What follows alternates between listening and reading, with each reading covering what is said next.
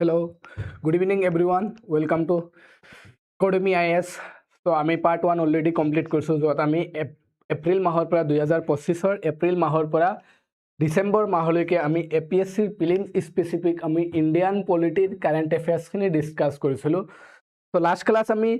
Basically বহুতখিনি topic discuss কৰিছিলো যাৰ পৰা এক্সামত কোৱেশ্চন আহাৰ বহুত চান্সেস আছে এন্ড আহিব দুটা কোৱেশ্চন তাৰ পৰা আহাৰ বহুত চান্সেস আছে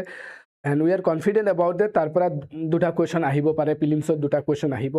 তো আজিও আমি বাকি যিখিনি থাকি গল বাকি যিখিনি ৰিমেইনিং টপিক থাকি গল ইন্ডিয়ান পলিটিৰ current affairs from April to December 2025 মানে অলমোস্ট এক বছৰৰ আমি কাৰেন্ট এফেয়াৰ্স খিনি কভাৰ কৰি আছো আৰু এইখিনি বেসিক্যালি আমি ইন্ডিয়ান পলিটি যিখিনি সেকশন আছে এই পলিটিৰ সেকশন কাৰেন্ট এফেয়াৰ্সৰ সেকশন খিনি ফ্ৰম এপ্ৰিল টু ডিসেম্বৰ তাৰ পিছত আমি জানুৱাৰীৰ পৰা আপ টু এপ্ৰিল লৈকে এপ্ৰিল মাহৰ শেষত এইটো মাৰ্চ মাহৰ শেষত আমি আৰু এটা ভিডিও লৈ আহিম হেতুত আমি জানুৱাৰীৰ পৰা মাৰ্চ মাহলৈকে ইন্ডিয়ান পলিটিৰ গোটেই কাৰেন্ট এফেয়াৰ্স খিনি মাৰ্চৰ লাষ্টত আকৌ এবাৰ ডিসকাস কৰিম। তো এইখিনি আমি বেসিক্যালি কভাৰ কৰি আছো ইন্ডিয়ান পলিটিৰ এপ্ৰিল মাহৰ পৰা ডিসেম্বৰ মাহৰ 2025 লৈকে আৰু এইখিনি আমি তিনটা পাৰ্টত কভাৰ কৰিম। অলৰেডি পাৰ্ট 1ত আমি কভাৰ কৰিছো যোনে যোনে পাৰ্ট 1 টো চোৱা নাই পাৰ্ট 1 টো চাই লবা আৰু যোনে আজি আমি স্টাৰ্ট কৰিম পাৰ্ট 2 টো আৰু এটা ইনফৰমেশন দি আছো যাৰ এই কাৰেন্ট এফেয়াৰ্স সিৰিজৰ যাৰ পিডিএফ লাগে পিডিএফ ভাৰ্সনটো লাগে সেই পিডিএফ ভাৰ্সনটো আমাৰ টেলিগ্ৰাম চ্যানেলত এভেইলেবল হৈ আছে। তো যোনে যোনে টেলিগ্ৰাম চ্যানেলত জয়েন কৰিছা তাতে পাই যাবা নহলে টেলিগ্ৰামৰ চ্যানেলৰ লিংকটো আমি কমেন্ট সেকশনত দি দিম সেই লিংকৰ থ্ৰু দি কিনে জয়েন কৰিব পাৰিবা। সো আমি আৰম্ভ কৰি আছো আজি ইন্ডিয়ান পলিটিৰ পাৰ্ট 2 কাৰেন্ট এফেয়াৰ্স এপ্ৰিলৰ পৰা ডিসেম্বৰলৈকে সময় নষ্ট নকৰি কিনে প্ৰথমটো টপিক ডিসকাস কৰি আছো এসেন্ট টু দা স্টেট বিল। এই যে আমি স্টেট গভৰ্নমেন্টৰ কিছুমান বিল আছে যিখিনি বিল গভৰ্ণৰে কি কৰে এসেন্ট নিদিয়াকে প্ৰেসিডেন্টৰ ৰিকনসিডাৰেশনৰ কাৰণে প্ৰেসিডেন্টৰ ৰিকনসিডাৰেশনৰ কাৰণে আৰ্টিকেল 200ৰ থ্ৰু দি কিনে প্ৰেসিডেন্টৰ ওচৰত কি কৰি দিয়ে ফৰৱাৰ্ড কৰি দিয়ে। কোনে ফৰৱাৰ্ড কৰে গভৰ্ণৰে ফৰৱাৰ্ড কৰি দিয়ে।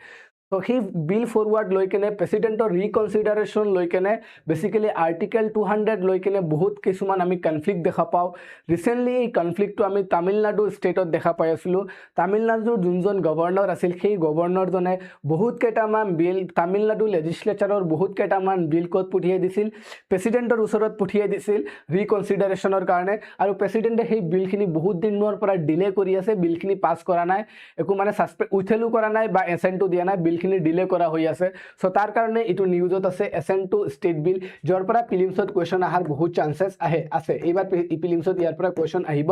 পাৰে। সো ভালকে টপিকটো ক্লিয়াৰ কৰিবা ভালকে টপিকৰ ওপৰত আমি ডিসকাস কৰি আছো। নিউজত কিহৰ কাৰণে আছে supreme court in 16 presidential reference under article 143 কাৰণ আমি দেখা পাও আৰ্টিকেল 143 কিহৰ কথা কোৱা হয় সুপাৰভাইজৰি জুডিকশ্যন অফ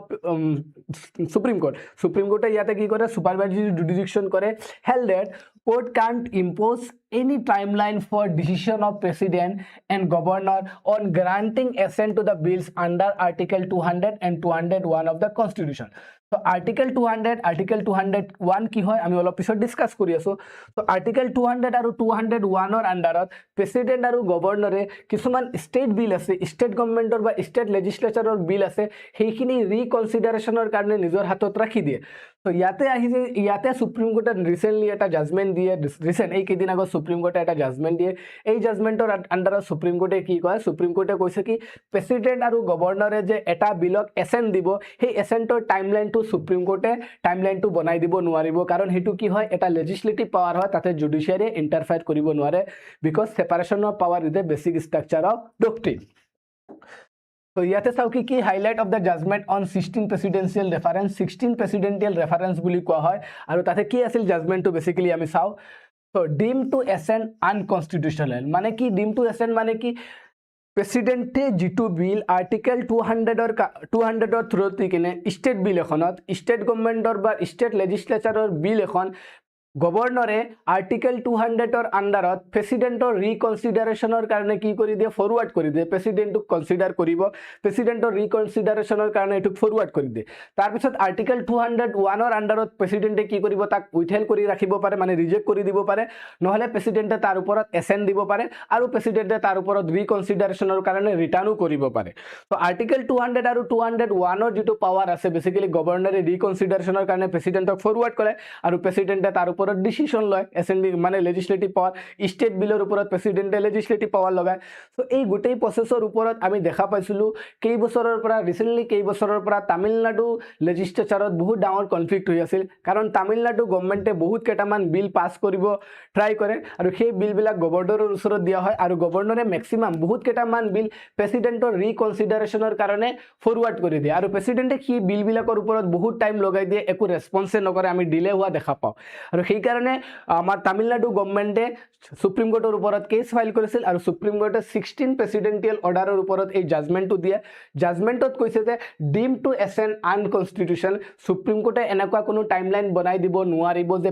প্ৰেসিডেন্টে এই কেইটা দিনৰ ভিতৰত এইকেইটা জাজমেন্ট দিবই লাগিব মানে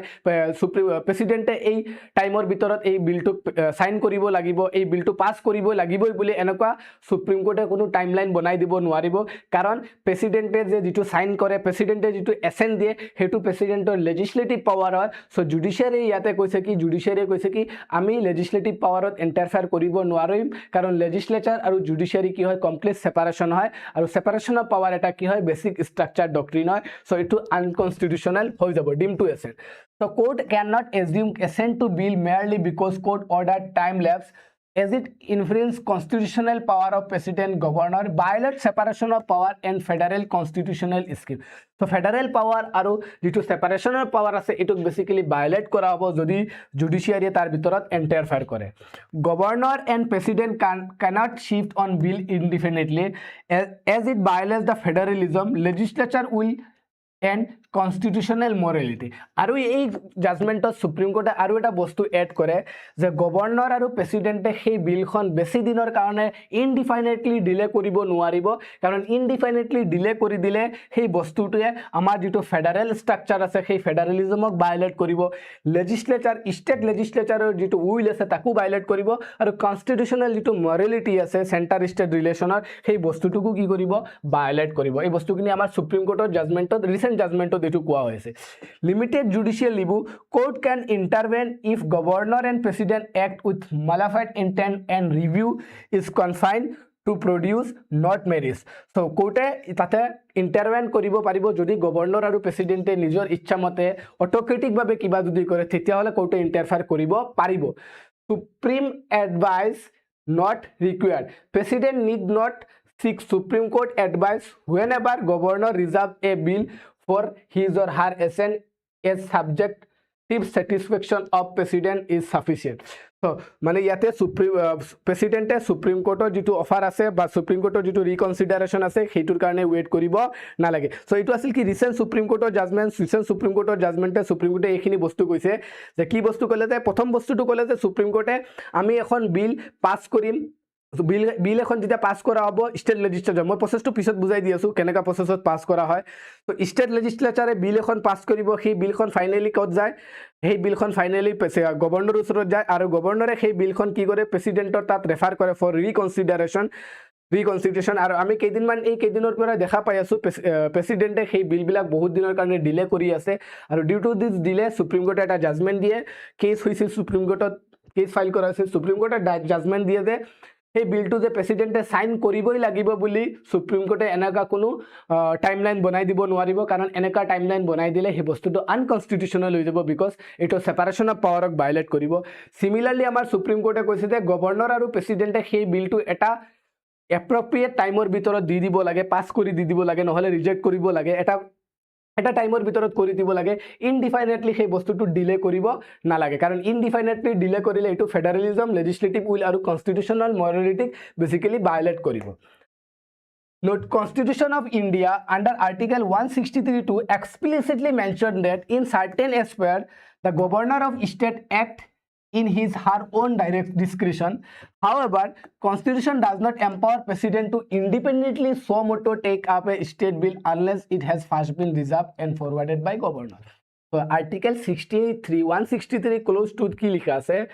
যে গভৰ্ণৰৰ ওচৰত ডিসক্ৰিশনাৰী পাৱাৰ আছে কি ডিসক্ৰিশনাৰী পাৱাৰ আছে যে গভৰ্ণৰে ষ্টেট লেজিসলেচাৰৰ বিল এখন কি কৰিব পাৰে ডিলে কৰি ৰাখিব পাৰে আৰু সেই বিলখন প্ৰেসিডেন্টৰ ওচৰত ফৰ ৰিকনসিডাৰেশন ফৰৱাৰ্ড কৰিব পাৰে গভৰ্ণৰে পাৰে এটো গভৰ্ণৰৰ ডিসক্ৰিশনাৰী পাৱাৰ আছে আন্ডাৰ আৰ্টিকেল 200 গভৰ্ণৰে কি পাৰে এখন বিল এখন বিল কি কৰিব পাৰে ষ্টেট লেজিসলেচাৰৰ এখন বিল প্ৰেসিডেন্টৰ ৰিকনসিডাৰেশনৰ কাৰণে পঠাব পাৰে বাট প্ৰেসিডেন্টৰ ওচৰত এটো ডিসক্ৰিশনাৰি বা সুমোটো পাৱাৰ নাই যে প্ৰেসিডেন্টে নিজে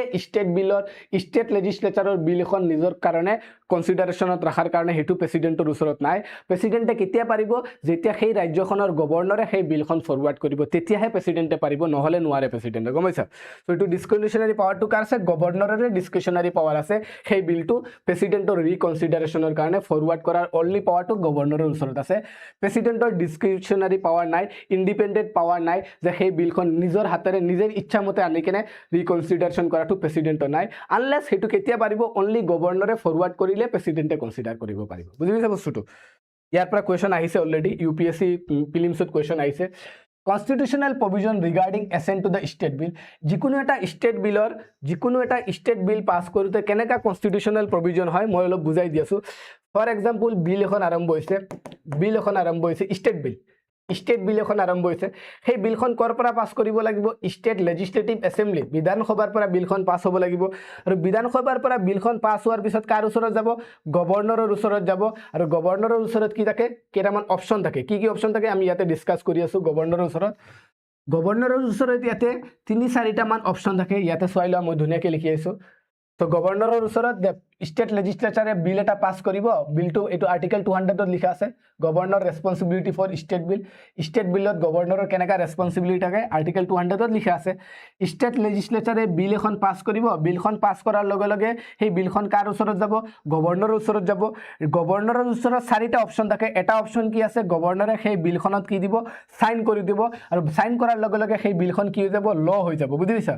আৰু এটা অপচন আছে গভৰ্ণৰৰ ওচৰত সেই অপচনটো কি গভৰ্ণৰে সেই বিলটো উইথল কৰি ৰাখিব উইথল মানে সেই বিলখন ৰিজেক্ট কৰিব পাৰিব আৰু বিলখন ৰিজেক্ট কৰাৰ লগে লগে সেই বিলখন আৰু কেতিয়াও ল নহয় আৰু সেকেন্ড দুটা অপচন দেখা পাও গভৰ্ণৰে কি কৰিব পাৰিব গভৰ্ণৰে সেই বিলখন ৰিটাৰ্ণ কৰিব পাৰিব ফৰ ৰিকনসিডাৰেশন মানে কি হাউসত আইছে গভৰ্ণৰৰ ওচৰত গৈছে গভৰ্ণৰে কৈছে মোৰ বিলখন ভাল লাগা নাই তোমালোকে আকৌ চাই কিনে দিয়া ৰিকনসিডাৰেশনৰ কাৰণে আকৌ হাউসত ৰিটাৰ্ণ কৰিব নট ফৰ মানি বিলৰ কাৰণে নোৱাৰে বাকি যিখিনি বিল আছে সেইখিনি বিলৰ কাৰণে স্টেট লেজিসলেটিভ বাকি যিখিনি বিল আছে সেই বিলৰ কাৰণে ৰিকনসিডাৰেশনৰ কাৰণে ৰিটাৰ্ণ কৰিব পাৰে উইথ সাজেশন ফৰ এমেন্ডমেন্ট কিবা সংশোধন কৰিবৰ কাৰণে স্টেট লেজিসলেচাৰে আকৌ পাস কৰিব আৰু আকৌ পাস কৰাৰ লগে লগে গভৰ্ণৰে তেতিয়া মাস্ট বি সাইন কৰিবই লাগিব তেতিয়া গভৰ্ণৰে সাইন কৰিবই লাগিব হল আৰু 4 নম্বৰ অপচনটো কি 4 নম্বৰ অপচনটো গভৰ্ণৰৰ ওচৰত পাৱাৰ থাকে গভৰ্ণৰে সেই বিলখন প্ৰেসিডেন্টৰ ৰিকনসিডাৰেশনৰ কাৰণে ৰিজাৰ্ভ কৰি ৰাখিব পাৰিব so governor may do this as soon as possible যিমান জলদি ইমান গভৰ্ণৰে এই বস্তুটো কৰি লয় সো এতিয়া চাও আমি কি গুটেই প্ৰসেসটো আমি এটা গ্ৰাফিক্সৰ থ্ৰু দি কিনে চাইছো এটা ইমেজৰ থ্ৰু দি কিনে পিকচাৰৰ থ্ৰু দি কিনে চাইছো যিকোনো এখন বিল আছে এখিনি লেজিসলেটিভ প্ৰসেস অফ স্টেট বিল বুলি কোৱা যিকোনো এখন স্টেট বিল আছে এই স্টেট বিলখন স্টেট লেজিসলেটিভ এসেম্বলিত আৰম্ভ হল আৰু স্টেট লেজিসলেটিভ এসেম্বলিত এই বিলখন কি কৰি দিয়া হল পাস কৰি দিয়া হল বিলখন কি কৰা হল পাস কৰাৰ লগে লগে কাৰ ওচৰত যাব গভৰ্ণৰৰ ওচৰত যাব কৈছা গভৰ্ণৰৰ ওচৰত যাব সো তেতিয়া গভৰ্ণৰৰ ওচৰত 4টা অপচন থাকিব এটা অপচন কি থাকিব গভৰ্ণৰে সেই বিলখনত এসেন্ট দি দিব এসেন্ট দিয়াৰ লগে লগে সেই বিলখন কি হৈ যাব এক্ট হৈ যাব আইন হৈ যাব কৈছা ল এই বিলখন কি হৈ যাব এক্ট হৈ যাব বা সেই বিলখন ল হৈ যাব এটা অপচন ডাইৰেক্ট প্ৰেসিডেন্ট গভৰ্ণৰৰ ওচৰত এই গভৰ্ণৰে সাইন কৰি দিলে সেই বিলখন কি হৈ গল পাস হৈ গল এক্ট হৈ গল সেকেন্ড আৰু একটা অপচন থাকে গভৰ্ণৰৰ ওচৰত গভৰ্ণৰে সেই বিলখন কি কৰিব পাৰে উইথেল কৰিব পাৰে উইথেল মানে সেই বিলখন ৰিজেক্ট কৰি দিব ৰিজেক্ট মানে কি সেই বিলখন কেনসেল কৰি দিয়া বুঝিছে বিলখন কি কৰি দিয়া হল কেনসেল কৰি দিয়া হল 4 নম্বৰ আৰু এটা অপচন থাকিব 3 নম্বৰ আৰু এটা অপচন থাকিব গভৰ্ণৰে সেই বিলখন ৰিটাৰ্ণ কৰিব পাৰে return to state legislative assembly যেটো এসেম্বলিৰ পৰা আইছে সেই এসেম্বলিত আকৌ বিলখন কি কৰিব পাৰে ৰিটাৰ্ণ কৰিব পাৰে আৰু ৰিটাৰ্ণ কৰাৰ পিছত স্টেট লেজিসলেটিভ এসেম্বলি কি কৰিব এটু কি কৰিব পাৰে কেন এমেন্ড কৰিব কিছুমান সংশোধন কৰিব নহলে উইথাউট এমেন্ডমেন্ট আকৌ কাৰ ওচৰত পঠাব আকৌ গভৰ্ণৰৰ ওচৰত পঠাব মনত ৰাখিবা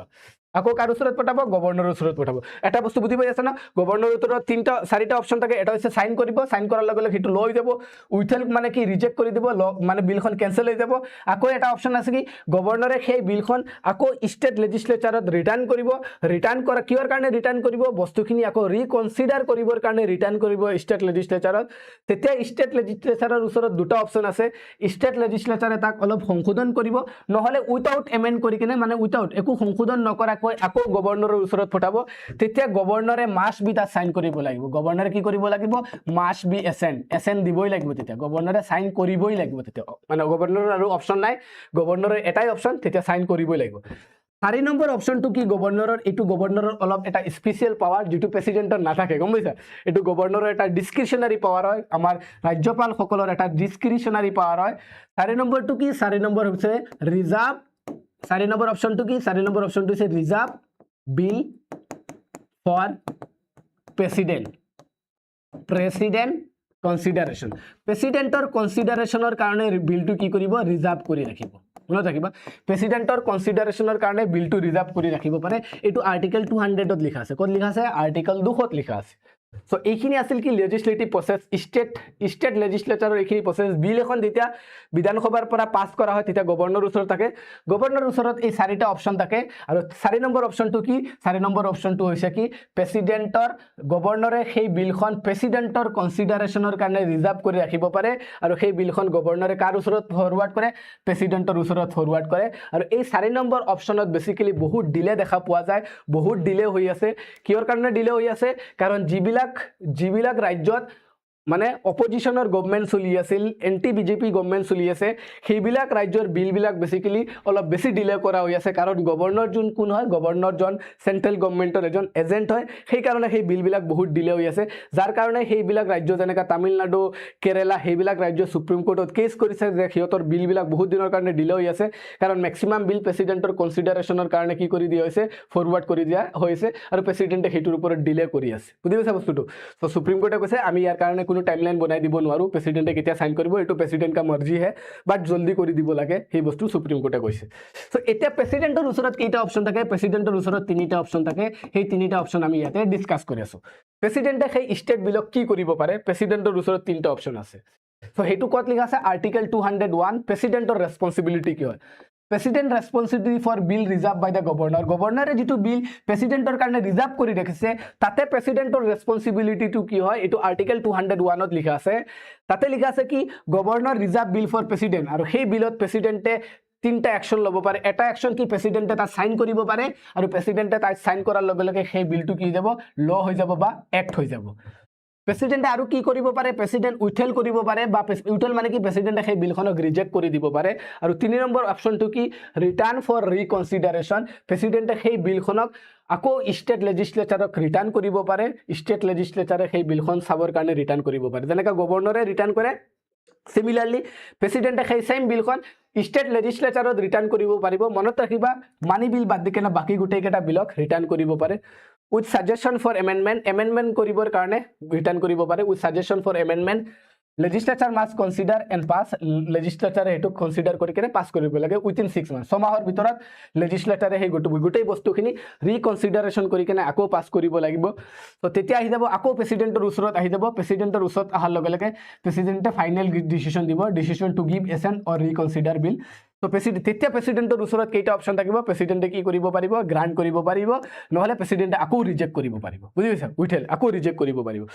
তো ইয়াতে আৰু এটা বস্তু মই তোমালোকক ধুনিয়াকে বুজাই দি আছো এই প্ৰসেসখিনি ইয়াতে যাও প্ৰেসিডেন্টৰ ওচৰত কেইটা অপচন থাকে প্ৰেসিডেন্টৰ ওচৰত তিনিটা অপচন থাকে কেইটা অপচন থাকে প্ৰেসিডেন্টৰ ওচৰত তিনিটা অপচন থাকে সো প্ৰেসিডেন্টে কি কৰিব পাৰে এটা অপচন কি প্ৰেসিডেন্টে সেই বিলখনক এসেন্ট দিব পাৰে এসেন্ট দিয়াৰ লগে লগে সেই বিলখন কি হৈ যাব এক্ট হৈ যাব নহলে প্ৰেসিডেন্টে সেই বিলখনক কি কৰিব পাৰে উইথেল কৰিব পাৰে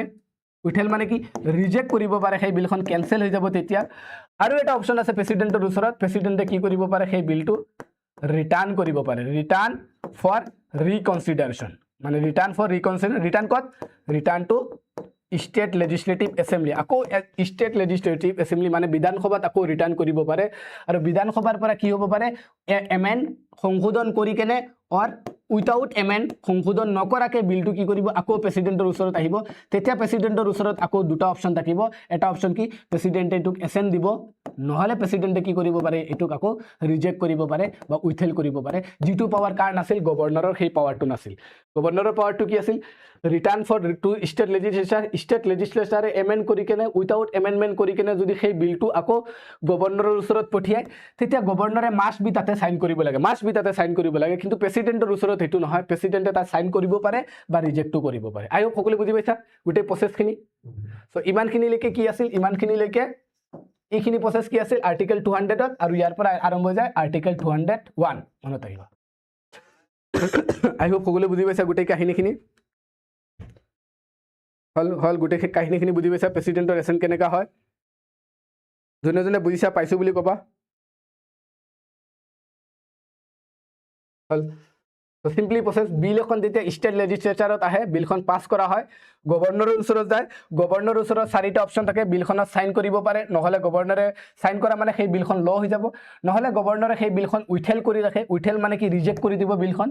নহলে গভৰ্ণৰে কি কৰিব পাৰে সেই বিলখন আকৌ লেজিসলেচাৰত ৰিটাৰ্ণ কৰিব পাৰে ৰিটাৰ্ণ কৰাৰ পিছত লেজিসলেচাৰে যেতিয়া লেজিসলেচাৰৰ ওচৰত আকৌ ৰিটাৰ্ণ কৰা হ'ব বিধানসভাত আকৌ যেতিয়া ৰিটাৰ্ণ কৰাব ৰিটাৰ্ণ কৰাৰ পিছত সেই লেজিসলেচাৰে সংশোধন কৰি কেনে কেন এমেন্ড বা উইথাউট এমেন্ড সংশোধন কৰি কেনে বা কিবা সংশোধন নকৰাকে আকৌ গভৰ্ণৰক দি দিব তেতিয়া গভৰ্ণৰে এটাই অপচন আছে গভৰ্ণৰে সেই বিলখনত সাইন কৰিবই লাগিব ৰিটাৰ্ণ কৰাৰ পিছত যেতিয়া আকৌ আহিব তেতিয়া গভৰ্ণৰে সাইন কৰিব লাগিব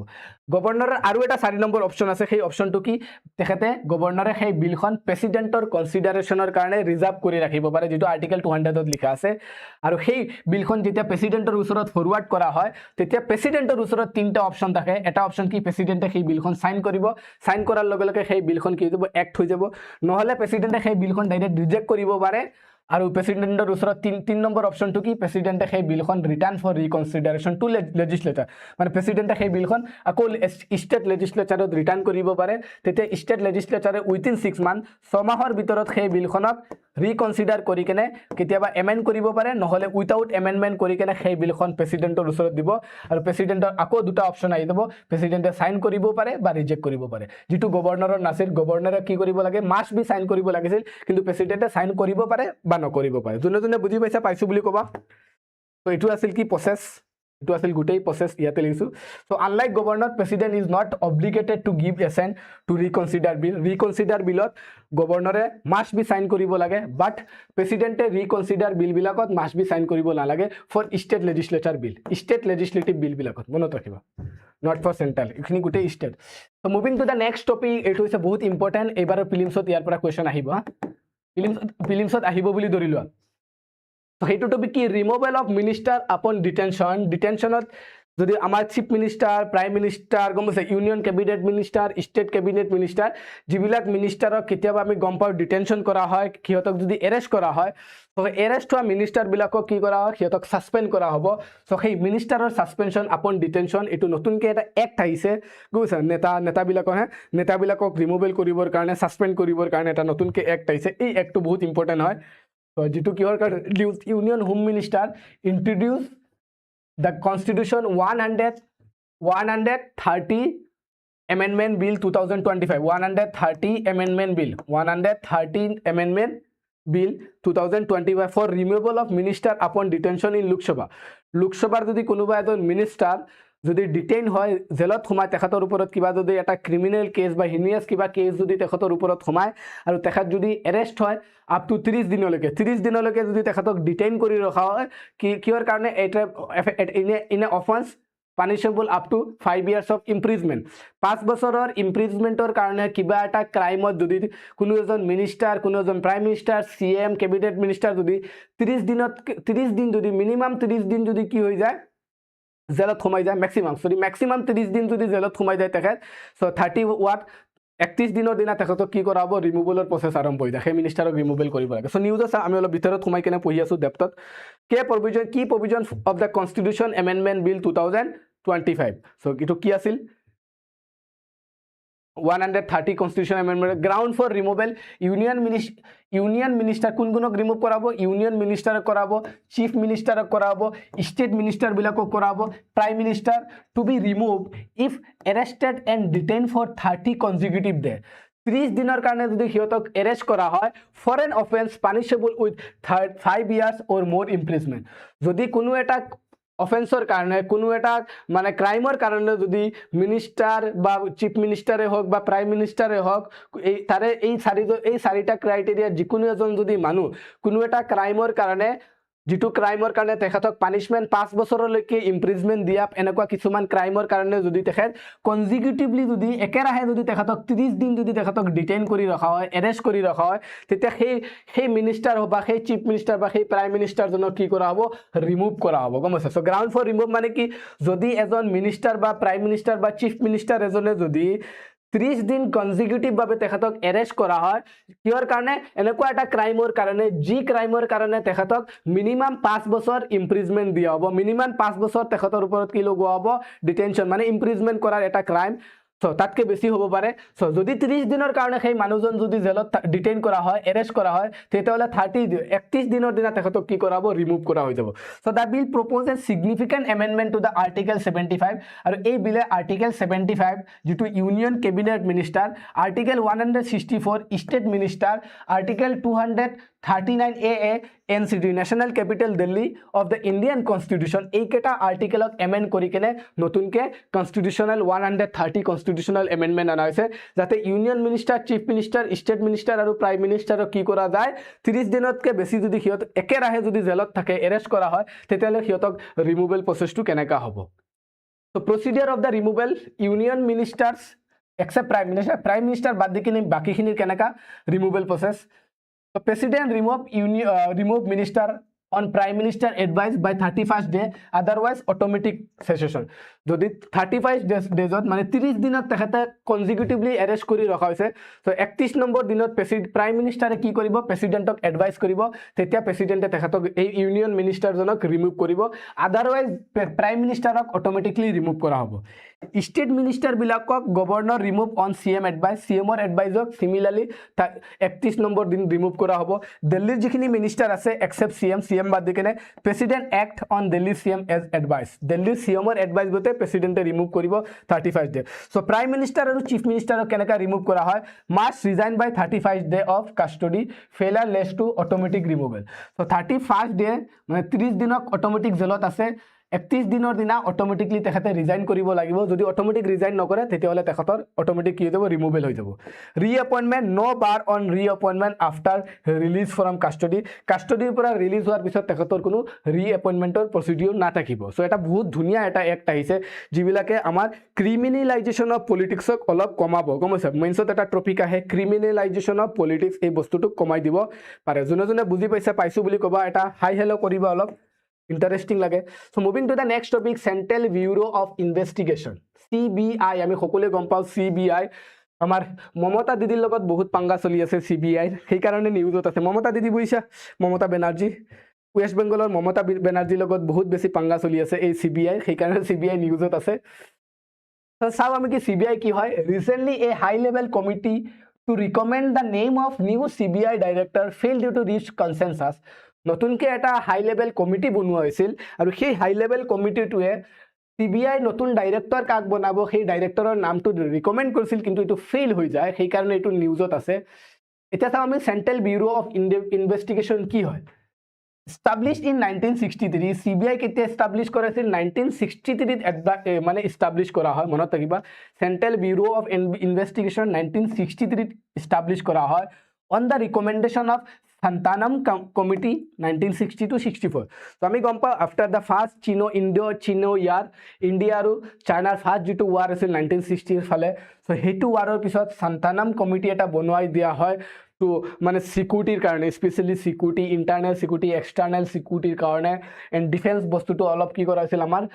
অলপ ডিফেন্স সেক্টৰটো অলপ প্ৰায়োৰিটাইজ দিয়া হৈছিল সো তেতিয়া Santanam কমিটি এটা বনাই দিছিল আৰু সেই Santanam কমিটিৰ ৰিকমেন্ডেশন মতে 1960 আমাৰ এটা অৰ্গানাইজেচন বনোৱা হয় যেটো হৈছে central bureau of investigation Administrative control is a Ministry of Personnel, Pension and Public Grievance. A ministry to control करे. मनो थकवा CBI कुन्ना control करे. Ministry of Personnel, Pension and Public Grievance say control करे. এটো কি হয় নন কনস্টিটিউশনাল এটা non statutory body হয় সো আমি যদি চাও আমাৰ বিভিন্ন ধৰণৰ পলিটিক্যাল বডি আছে বিভিন্ন ধৰণৰ আমি বডি দেখা পাও এটা বডি কি আছে কনস্টিটিউশনাল বডি বিলাক কোন হয় যিবিলাক বডিৰ ডাইৰেক্ট ৰেফাৰেন্স আমি ইন্ডিয়ান কনস্টিটিউশনত পাও ইণ্ডিয়ান কনষ্টিটিউশ্যনত যিবিলাক বডি ডাইৰেক্টলি মেনশ্যন আছে যেনেকা election commission of India article 324ত আছে, UPSC বা APSC এইবিলাক যদি পাওঁ আৰ্টিকেল 315ত আছে, আৰ্টিকেল 280ত কি লিখা আছে, আৰ্টিকেল 280ত ফাইনেন্স কমিশ্যন লিখা আছে, যেনেকা আৰ্টিকেল 338ত আমি কি দেখা পাওঁ national commission of schedule caste, schedule tribe, বা তাৰপিছত কি আছে বেকৱাৰ্ড ক্লাছ। তো এইবিলাক বডি ডাইৰেক্ট ইণ্ডিয়ান কনষ্টিটিউশ্যনত এজ এ আৰ্টিকেল হিচাপে মেনশ্যন আছে, এইবিলাক কনষ্টিটিউশ্যনেল বডি হয়, সাংবিধানিক কিছুমান বডি হয়। তাৰপিছত আৰু কিছুমান বডি আছে সেইবিলাক হৈছে নন কনষ্টিটিউশ্যনেল বডি, আৰু কিছুমান বডি আছে এইবিলাক কি নন কনষ্টিটিউশ্যনেল বডি। আৰু নন কনষ্টিটিউশ্যনেল বডিবিলাক কোনবিলাক বডি, যিবিলাক বডি ইণ্ডিয়ান কনষ্টিটিউশ্যনত ডাইৰেক্টলি আৰ্টিকেলত মেনশ্যন নাই সেইবিলাকক নন কনষ্টিটিউশ্যনেল বডি বুলি কোৱা হয়। মনত ৰাখিবা নন কনষ্টিটিউশ্যনেল বডিবিলাক আকৌ দুটা ধৰণে ভাগ কৰিব পাৰি, দুটা ভাগত। এটা হৈছে ষ্টেটুটাৰী বডি, এটা হৈছে কি ষ্টেটুটাৰী বডি, আৰু এটা হৈছে নন ষ্টেটুটাৰী বডি। বুজিছা, নন কনষ্টিটিউশ্যনেল বডিবিলাকক আকৌ দুটা ভাগত ভাগ কৰিব পাৰি, এটা হৈছে ষ্টেটুটাৰী বডি আৰু এটা হৈছে নন ষ্টেটুটাৰী বডি। ষ্টেটুটাৰী বডিবিলাক কোনবিলাক, যিবিলাক ডাইৰেক্টলি লেজিছলেটিভ এক্টৰ আণ্ডাৰত বনোৱা হয়, ডাইৰেক্টলি লেজিছলেটিভ এক্টৰ থ্ৰু দি কিনে যিবিলাক বডি বনোৱা হয় সেইবিলাকক ষ্টেটুটাৰী বডি। যেনেকৈ আমি দেখা পাওঁ এটা বডি আছিল, এটা বডি ফৰ এক্সাম্পল আমি দেখা পাওঁ নেশ্যনেল ওমেন কমিশ্যনৰ কাৰণে কি আছে, নেশ্যনেল ওমেন কমিশ্যন এক্ট আছে, বুজি পাইছা বস্তুটো। বা আমি আৰু কি দেখা পাওঁ, SEBI security and exchange board of India, SEBI যিটো সেবিৰ কাৰণে কি আছে সেবি এক্ট 1992 আছে, বুজি পাইছা। তো এনেকৈ আমি আৰু কি আৰু বহুত বডি আছে যিবিলাক ডাইৰেক্ট লেজিছলেটিভ এক্টৰ থ্ৰু দি কিনে বনোৱা হয়, যেনেকৈ সেবি আছে। তাৰপিছত আমি কি পাওঁ চেণ্ট্ৰেল ইনফৰমেশ্যন কমিশ্যন যিটো RTI এক্টৰ আণ্ডাৰত, ৰাইট টু ইনফৰমেশ্যন এক্টৰ আণ্ডাৰত বনোৱা হয়। তাৰপিছত আমি আৰু এক্সাম্পল আছে নেশ্যনেল গ্ৰীণ ট্ৰিবিউনেল, এইটো কিহৰ আণ্ডাৰত বনোৱা হয়, নেশ্যনেল গ্ৰীণ ট্ৰিবিউনেল এক্টৰ আণ্ডাৰত বনোৱা হয়। তো এইবিলাক কি হয় ষ্টেটুটাৰী বডি হয়। আৰু নন ষ্টেটুটাৰী বডিবিলাক কি হয়, ইট ইজ মেড মানে নট ডাইৰেক্টলি বাই ষ্টেট মানে লেজিছলেটিভ বিল, লেজিছলেটিভ এক্টৰ থ্ৰু দি কিনে ডাইৰেক্টলি বনোৱা নাই, নট ডাইৰেক্টলি বাই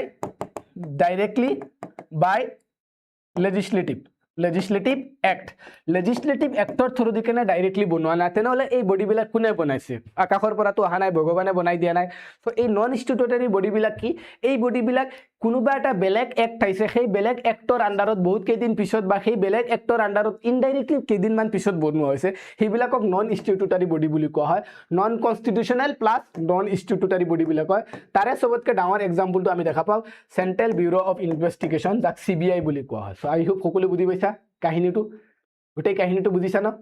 ইমান কাহিনীৰ ভিতৰত সোমালে তোমালোকৰ একদম এক্সাম ক্লিয়াৰ হৈ যাব, APSCত কোনেও ৰখাব নোৱাৰে, হাম হোংগে কামিয়াব। হা, এইটো কি হয়, CBI এটা non constitutional non statutory body, function under কোনটো এক্টৰ আণ্ডাৰত বনোৱা হৈছে, ডাইৰেক্টলি কোনো এক্ট নাই। CBIৰ কাৰণে ডাইৰেক্ট CBI এক্ট নাই, মনত ৰাখিবা CBI এক্ট নাই।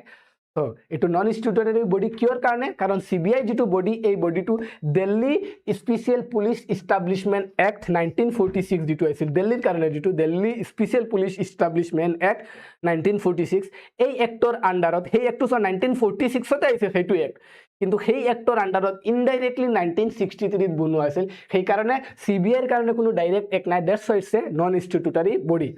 India's premier investigation agency coordinating investigation on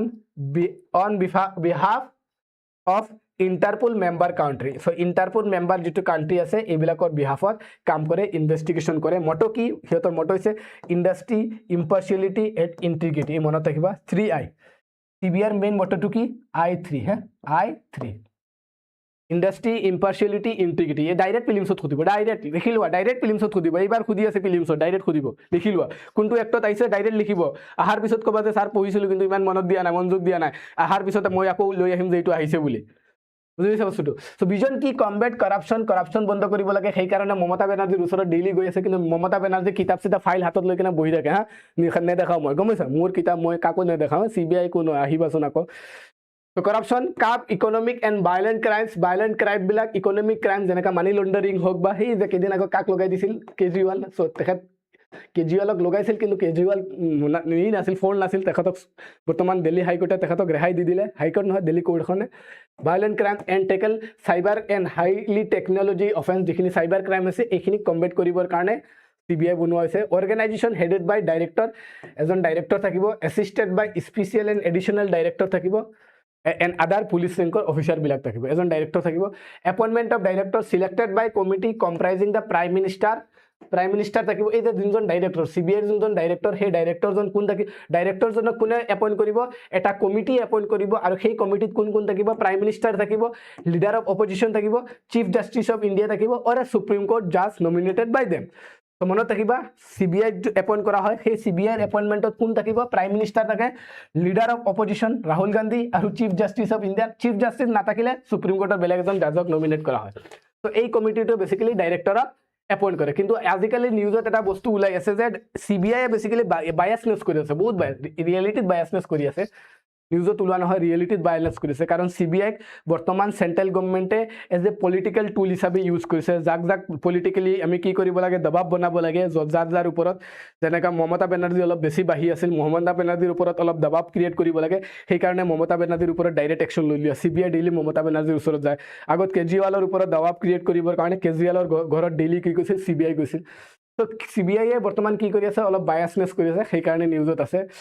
tenure করা আছে tenure extension করা আছে 2021 ordinance allow extension of CBI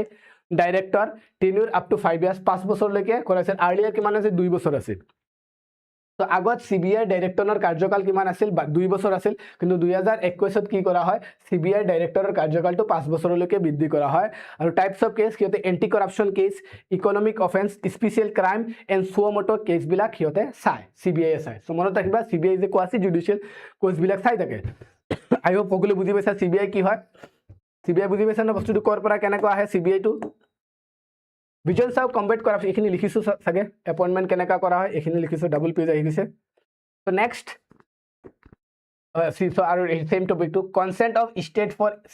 CBI কেনেকা স্টেটৰ পৰা কনসেন্ট লয় স্টেটত গৈ কেনে CBI কেনেকা এন্ট্ৰি মাৰে যেটো লৈ কেনে সবতকে বেছি কন্ট্ৰোভাৰ্সি চলি আছে কাৰণ আমি দেখা পাও CBI উইথাউট পাৰমিশন গৈ কেনে ডাইৰেক্ট কি হৈ যায় বিভিন্ন স্টেটত ঘুমাই আছে কত ঘুমাই আছে কলকাতাত ঘুমাই আছে ওয়েস্ট বেংগলত ঘুমাই আছে তামিলনাডুত ঘুমাই আছে কেৰালাত ঘুমাই আছে যত কি আছে অপজিশন পাৰ্টি বিলাকে ৰুল কৰি আছে সো এইবিলাকত গৈ কেনে উইথাউট কনসেন্ট গৈ কেনে CBI ঘুমাই আছে সেই কাৰণে এটো নিউজত আছে কনসেন্ট অফ স্টেট ফৰ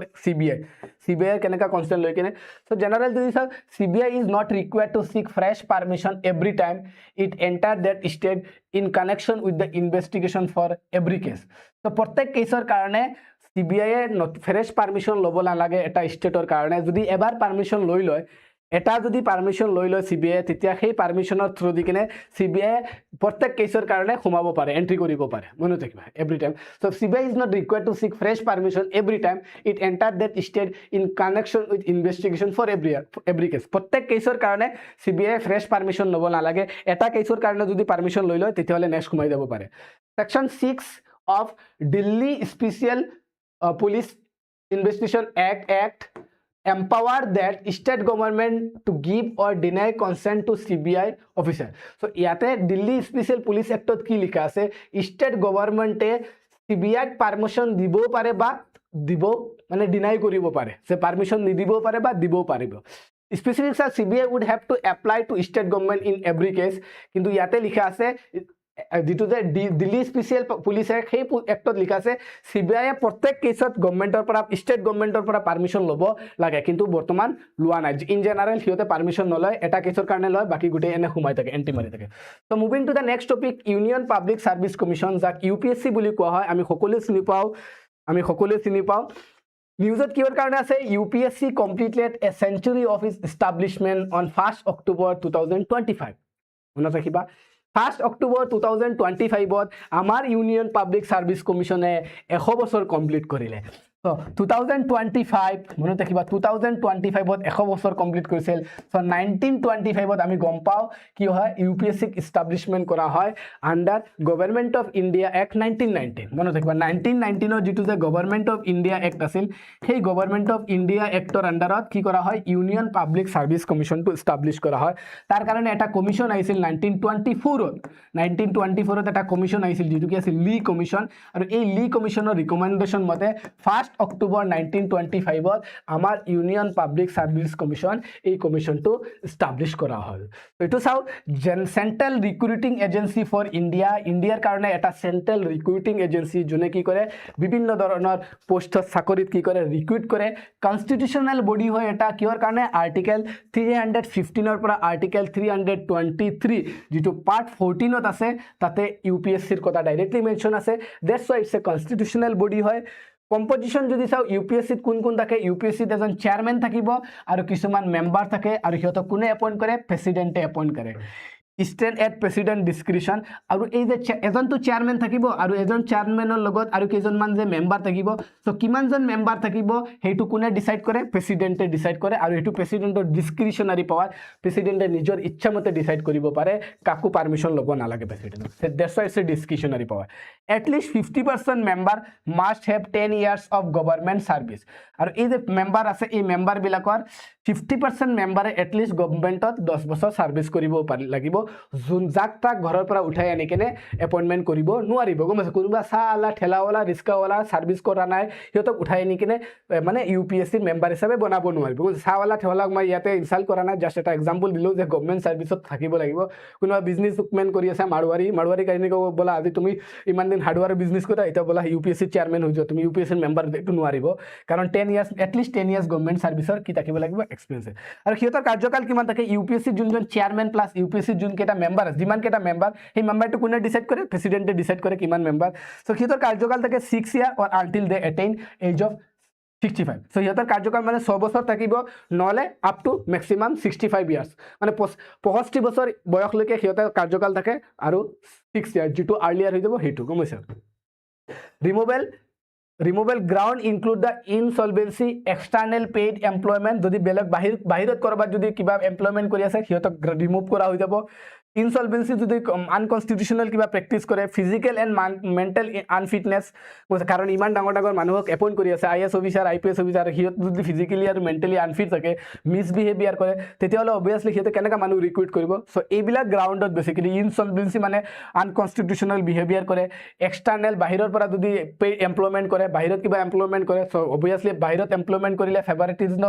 ফেভাৰিটিজমটো আহি যাব তাৰ লৰা ছোৱালীক চাকৰি দি দিব তাৰ পিছত কি হ'ব ফিজিক্যাল এন্ড মেন্টাল আনফিট থাকিলে বা মিসবিহেভিয়াৰ কৰিলে সো তেনেকুৱা গ্ৰাউণ্ডত এই ইউপিএসসিৰ চেয়াৰম্যান আৰু মেম্বাৰক ৰিমুভ কৰা যায় in case of misbehaviour president refer matter to supreme court যদি মিসবিহেভিয়াৰৰ কথা আহে তেতিয়া প্ৰেসিডেন্টে এই মেটাৰ টু সুপ্ৰিম কোৰ্টক ৰেফাৰ কৰে আৰু সুপ্ৰিম কোৰ্টে যেটো এডভাইস দিব সেই এডভাইসটো প্ৰেসিডেন্টে শুনিবই লাগিব এটো বাইন্ডিং হয় মনত ৰাখিবা তো misbehaviour include holding interest in government contract গভৰ্নমেন্টৰ যদি কিবা কন্ট্ৰাক্টত মানে ইন্টাৰেস্ট থাকে কমছা মানে কিবা পোস্ট লৈ থাকে তেতিয়া মিসবিহেভিয়াৰ আহিব ইন্ডিপেন্ডেন্স সেফগার্ড হিসাব service condition can not be altered to their detriment হিয়ত independence salary charge consolidated fund of India charge করা হয় চার্জ মানে কি পার্লামেন্টারি এপ্রুভেল নালাগে অটোমেটিকলি কি হৈ যায় ক্রেডিট হৈ যায় স্যালারি চেয়ারম্যান বেয়ার্ড from the father government employment আৰু যোনজন চেয়াৰম্যান থাকে ইউপিএসসিৰ সেই চেয়াৰম্যান জনে ইউপিএসসিৰ যেতিয়া তেখেত চেয়াৰম্যান হ'ব চেয়াৰম্যানৰ পিছত যেতিয়া তেখেত চাকৰিৰ পৰা ৰিটায়াৰ হ'ব ৰিটায়াৰৰ পিছত আৰু বেলেগ কোনো চাকৰি তেখেতে এলিজিবল নহয় গমছা member eligible only as UPSC chairperson or state PCS chairperson UPSC chairperson আৰু স্টেট পিসিএস মানে কি যেনেকৈ আমাৰ এপিএসসিৰ এই চেয়াৰপাৰসন বিলাকে মানে তাৰ পৰা ৰিটায়াৰ কৰাৰ পিছত বাকি চাকৰিত সোমাব নোৱাৰিব কিয়ৰ কাৰণে কাৰণ বাকি চাকৰিত সোমাই দিলে তেখেতক কোনোবা চাকৰি টকাৰ সময়ত অফাৰ দি দিব ফেভাৰিটিজম দেখা পাম ইয়াতে কমেন্টেড আহি যাব ইয়াতে conduct examination for all India service central service UT serviceৰ কাৰণে এক্সাম কন্ডাক্ট কৰে assist state in joint recruitment on request কিছুমান স্টেটক ৰিক্ৰুট মানে এসিস্ট কৰে হেল্প কৰে যে সিহঁতে মিলি কেনেকা জয়েন্ট ৰিক্ৰুটমেন্ট কৰিব ৰিপোৰ্ট কৰে submit annual report to the president article 323 লিখা আছে প্ৰেসিডেন্টক ৰিপোৰ্ট সাবমিট কৰে আৰু এই প্ৰেসিডেন্টে সেই ৰিপোৰ্টটো পাৰ্লিয়ামেন্টৰ ৰাস্তাত পঠিয়াই দিয়ে ভাই সকলোৱে বুজি পাইছা সো আজিলৈকে ইমানে থাকক থ্যাংক ইউ এভৰিওয়ান আমি বহুত কেইটামান টপিক আজি ডিসকাস কৰিছো বহুত ইম্পৰ্টেন্ট কেইটামান টপিক ডিসকাস কৰিছো সো অহাকালিতো নহব সানডে হ'ব নেক্সট আৰু এদিন আমি কি লৈ আহিম কিছুমান পাৰ্লিয়ামেন্টাৰী লেজিসলেশন লৈ আহিম বহুত ইম্পৰ্টেন্ট হয় পাৰ্লিয়ামেন্টাৰী লেজিসলেশন যিখিনি আহিব এক্সামত আহি যাব তো যোনে ভিডিওটো চাই আছা অলপ এটা লাইক কৰি দিবা যোনে ভিডিওটো চাবা লাইক কৰি দিবা আৰু এই ভিডিওটো নিজৰ কোনোবা ফ্ৰেণ্ডে যদি প্ৰিপাৰেচন কৰি আছে প্ৰিপাৰেচন কৰা ফ্ৰেণ্ডক ফৰৱাৰ্ড কৰি দিবা আৰু এই ভিডিওটোৰ পিডিএফটো মই আমাৰ টেলিগ্ৰাম চেনেলত প্ৰভাইড কৰি দিম আৰু টেলিগ্ৰাম চেনেলৰ লিংকটো মই কমেন্ট সেকশনত দি দিম যাৰ লাগিব কমেন্ট সেকশনৰ পৰা লৈ লবা thank you everyone good night everyone Monday আকৌ লগ পাম কিছুমান ইণ্টাৰেষ্ট টপিক লৈ কেনে সানডে এনজয় নকৰিবা সানডে ভালকে পঢ়িবা গোটেই বস্তুখিনি ৰিভিজন দিবা যাৰ যাৰ এক্সাম কোৱালিফাই কৰা মন আছে thank you everyone good night everyone